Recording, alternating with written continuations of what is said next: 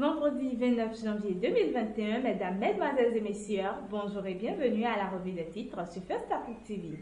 L'édition de ce matin va composer les quotidiens La Nation, le matinal, Marthe est libre, l'affiche du jour, Dabarou, le potentiel, le soleil levant, le télégramme, décryptage info et Nord-Sud quotidien. La Nation nous parle en manchette du championnat professionnel de football 2020-2021, la reprise des hostilités dès demain. Puis en rapport à la construction d'infrastructures routières, Serge Ekou échange avec Hervé Haromen. En bas de page, fête identitaire à Dimé, Benzin plus vivant que jamais. Le matinal nous parle de la présidentielle du 11 avril 2021, la bataille FCDE Talon aura bel et bien lieu. Jacques Migan, questionné sur la saisine de l'ONU par l'avocat de Sébastien Adiavon, a affirmé qu'une recommandation ou un avis ne saurait avoir un impact sur la présidentielle. L'affiche du jour nous parle de la consommation à outrance de la chicha à Porto Novo et ses environs. Qu'est-ce qui empêche le préfet Apiti de prendre ses responsabilités? Sport à présent, dans le domaine du football, pour être plus précis, la Ligue Pro saison 2021 aura lieu à partir du samedi prochain. Mais à présent, dans un nouveau format. Dabarou nous parle de la désignation du duo présidentiel du parti FCBE. Théophile Yarou n'est pas d'accord.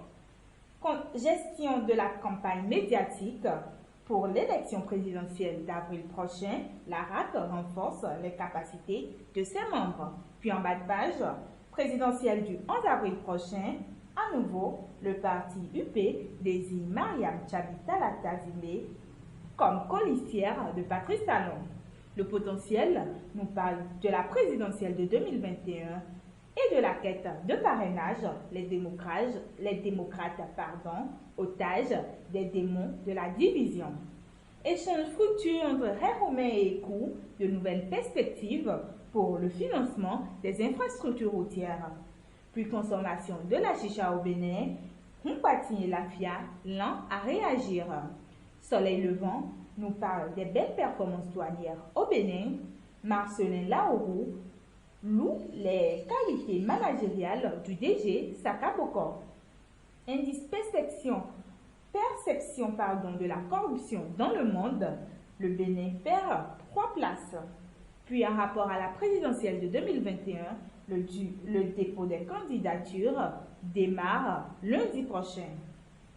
Le télégramme nous parle de la succession de Batoko à la Cour suprême qui va gagner la bataille entre Migan et Topano. Le ministère de l'enseignement secondaire technique et de la formation professionnelle lance un nouveau redéploiement de 141 aspirants au métier d'enseignant. Présidentielle de avril 2021, le PRD porte son choix sur Talon.